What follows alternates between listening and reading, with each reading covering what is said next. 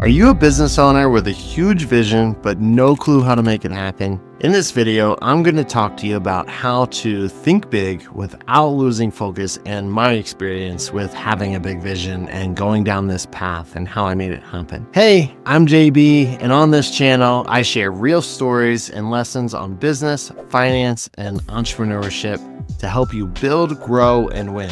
Let's dive into this topic. So we started T3 Marketing back in 2017 and it grew really quick. I think year one was about $600,000 in revenue.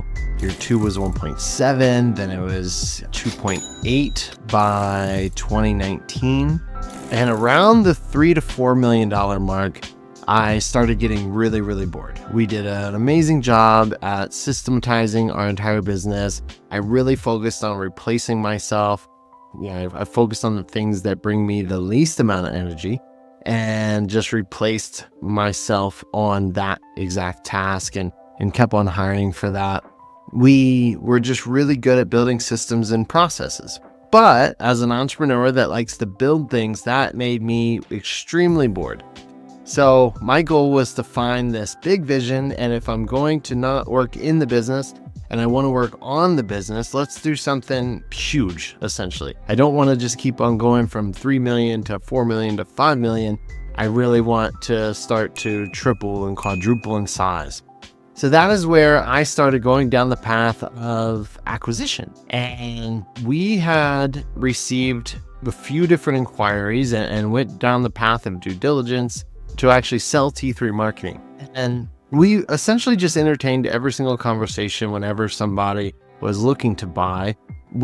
Of course, we were open to any sort of offer, but selfishly, I was really just trying to learn more about the process and see what people are looking for to allow us to know how to build better. It helped us identify our weaknesses and figure out what people dislike about our business. Later on, I also realized that as we fixed too many things, we were actually becoming less sellable because people need to be able to provide a value add. So when somebody's acquiring a business, they hope to see those weaknesses. Now they're going to use those weaknesses to beat down your value, but they're also going to see those weaknesses as, hey, let's say I cut a third of their cost, third of their expenses, and there's things that they don't need, or let's just say their processes are bad, and because their processes are bad, they're overstaffed.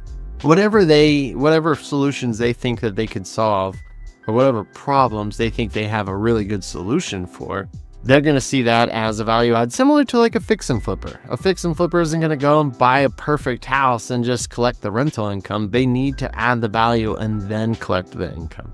So that way, then they can also sell it afterwards. So I ran into this company that wanted to consider us to be part of a roll-up. A roll-up is essentially just an accumulation of, or a consolidation of a bunch of different companies to increase its value. So to give you a better idea, let's just say we're a $3 million business. We're bringing in about $500,000 in profit.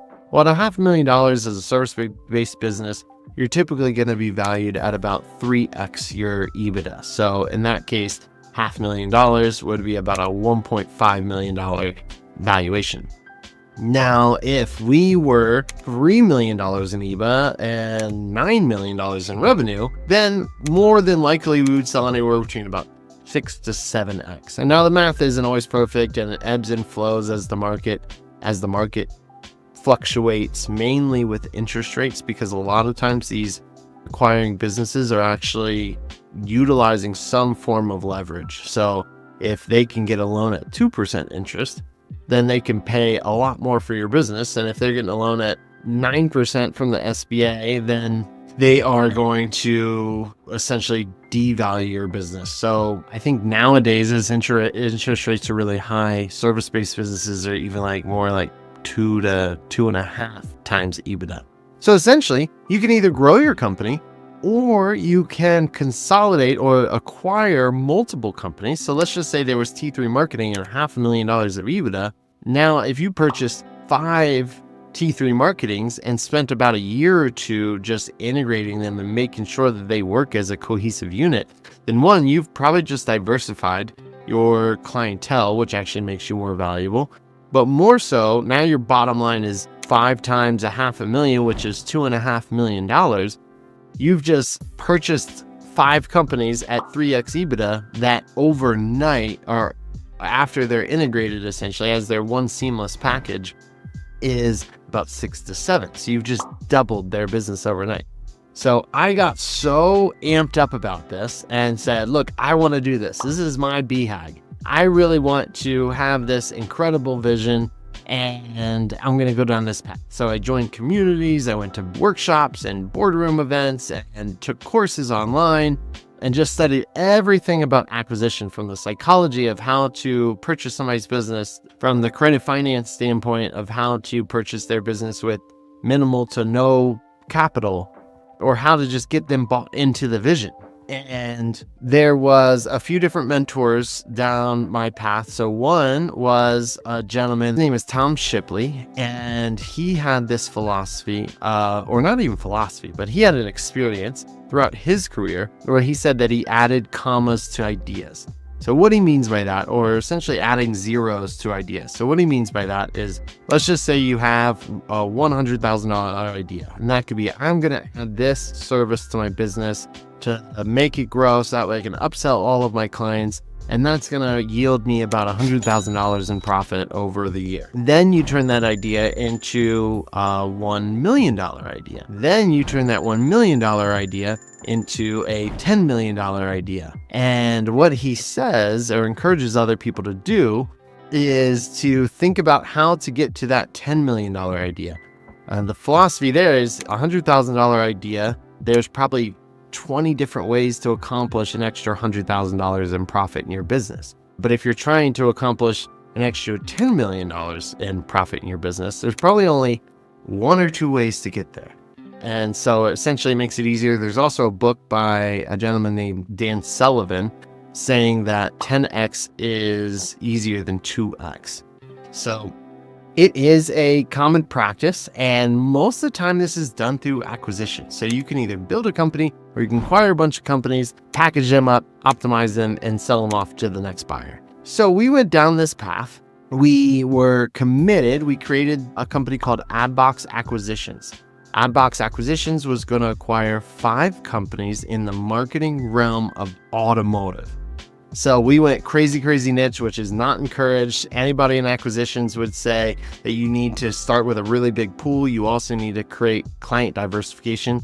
But all I knew was niching. And I told myself, look, we can immediately become the whale in the industry overnight if we just acquired 5 or 10 or 15 of these companies.